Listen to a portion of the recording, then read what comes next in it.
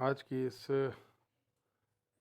नई क्विज़ में म्यूटेशन पर आपका स्वागत है, जिसमें पहला क्वेश्चन है कि mutagens are agents that increases the frequency of mutation. तो म्यूटेशन की फ्रीक्वेंसी स्टार्ट करने वाले जो म्यूटेशन की फ्रीक्वेंसी, इसका आंसर है ऑल। दूसरा क्वेश्चन है mutagens can it replace a base in DNA, can it alter a base, it can damage a base। तो ये जितनी भी चीज़ें आपके चाहिए,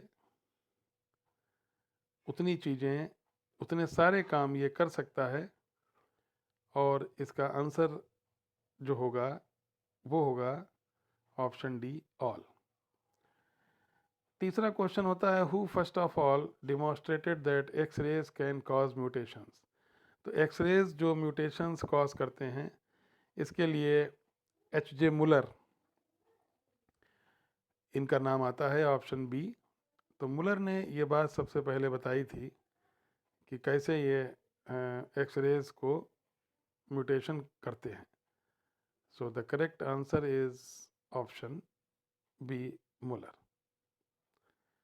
तीसरा होता है कि इनमें से क्या सही है। X ray and beta rays are ionizing radiations, UV ray is non ionizing radiations, they reduce mainly cause strand breakage. तो ये सभी चीज़ें मेरे ख्याल से इसमें आती हैं, तो आंसर होगा option E, all. All option बिल्कुल सही होगा। तो ये ऑल ऑप्शन एकदम सही है।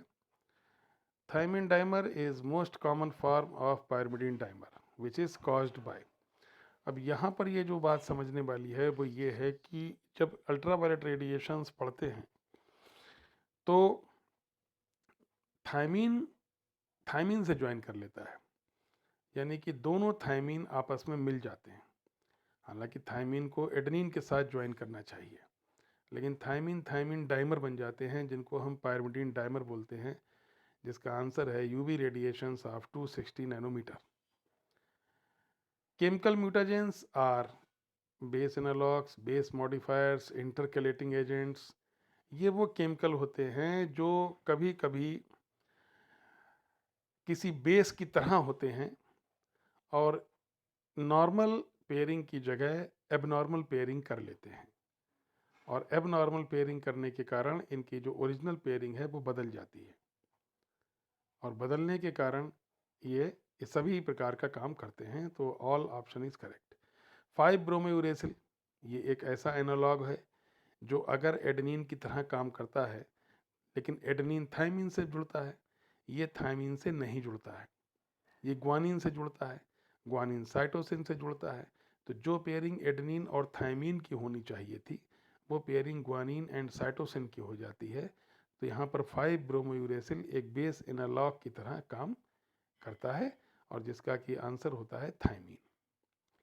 EMS, ethyl methyl sulfonate, also termed as nitrogen mustard gas, add alkyl group to and thus change the pairing from TA to CG।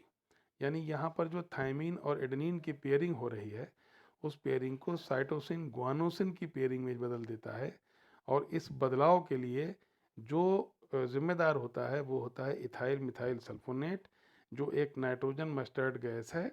और ये किस बेस की तरह काम करता है? ये थायमीन की तरह काम करता है।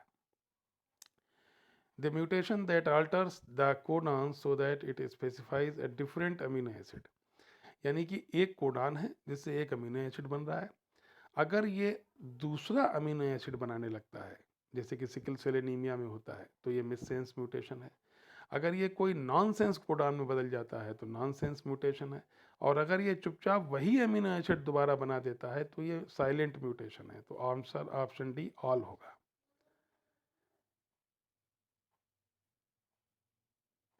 तो यहाँ पर ऑप्शन डी होगा, ऑल।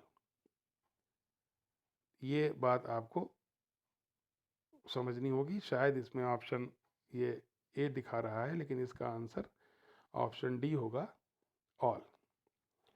ऐसे ही find the true statement, a mutation that changes the phenotype from wild type to a mutant phenotype is forward mutation, a mutation that changes the phenotype from mutant type to a wild type is back mutation.